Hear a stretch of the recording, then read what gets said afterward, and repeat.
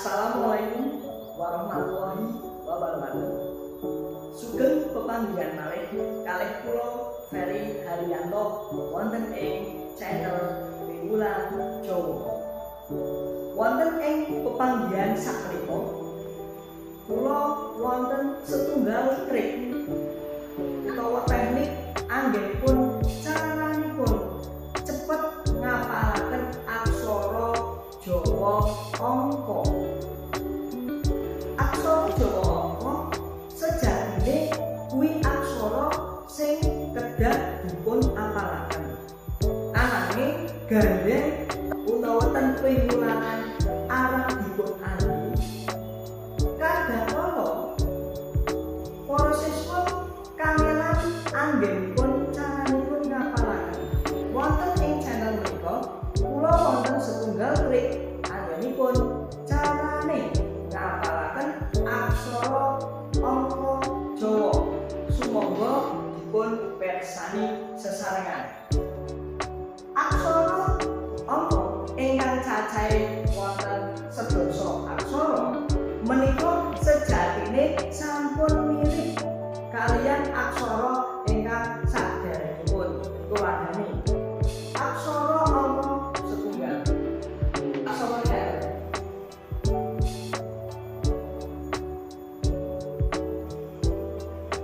Lajeng angka kalih.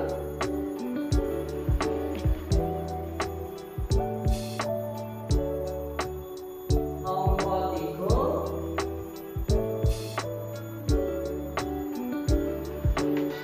Angka sekawan. Angka gangsal. Angka 6. Angka 7. Angka 8.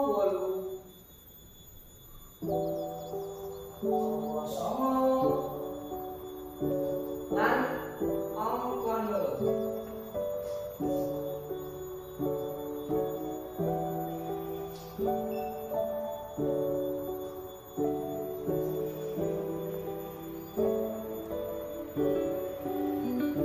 Cobi dipun pirsani sesarengan.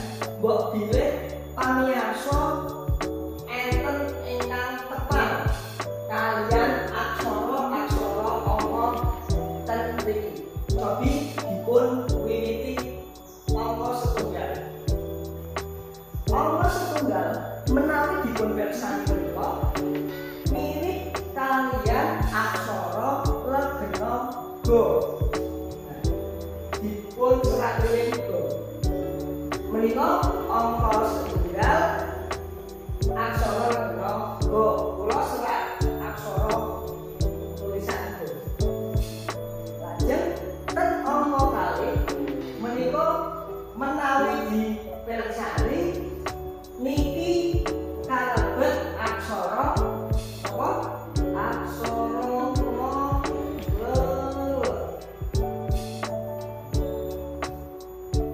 sampun mirip kalih aksara legena aksara ngolebet.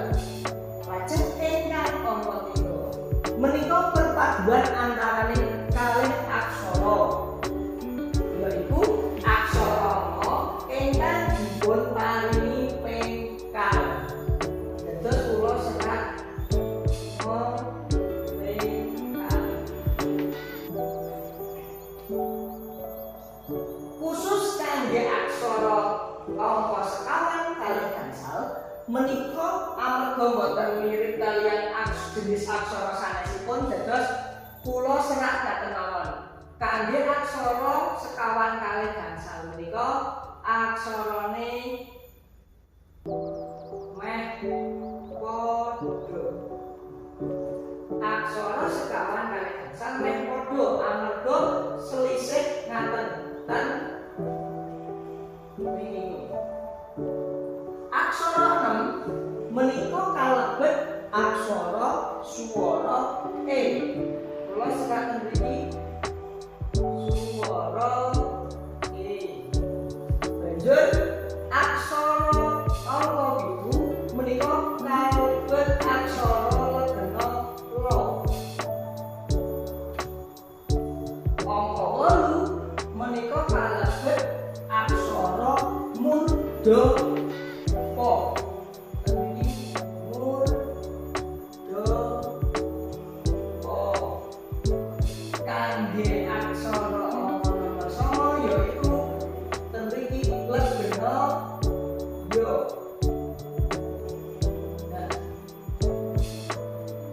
menawi angka 0 amarga wujude 0 munine ugi 0 ten mriki kula serat taksih untuk 0. Nah, apa sih hubungane? Kalau mau kula sampun matur wonten trik anggenipun caranipun ngapalaken aksara angka ingkang cacahe wonten sedasa menika. Ten mriki sampun kula serat. Iki wonten sambung rapete utawa enten hubungane kaliyan teknik ngapalaken aksara angka menika pamirsa. Setunggal kalih tiga angka siji aksara Ga, nomor loro ngolewet, angka telu angka dipenggal, papat limo meh padha,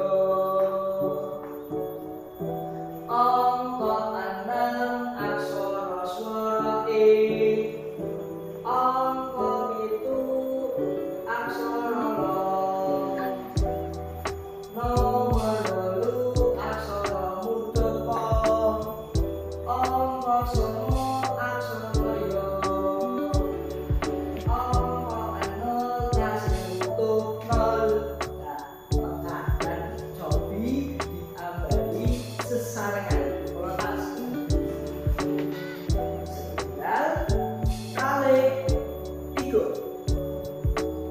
angka siji aksarane Ga, angka loro ngolewet, angka telu aksara Ma dipenggal, papat limo meh padha, angka enem aksara swara E, angka pitu aksara Nila, angka wolu aksara mudhapa, angka songo aksara Ya, angka enol tasih utuh 0.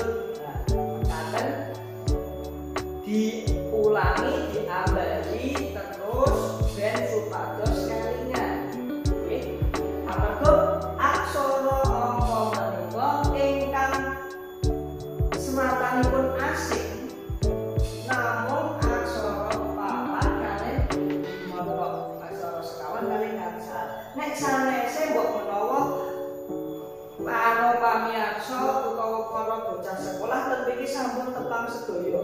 Enten aksara Ga, ngolewet, dipenggal, aksara swara E, aksara Lo, mudhapa, aksara Ya, lan iki tasih utuh kan 0. Mekaten trik ingkang saking kula mbok menawa saged wonten panganipun mbok menawi kula nyuwun pangapunten menawi kathah kalepatan sugeng pepanggihan ingkang salajengipun matur nuwun. Assalamualaikum warahmatullahi wabarakatuh.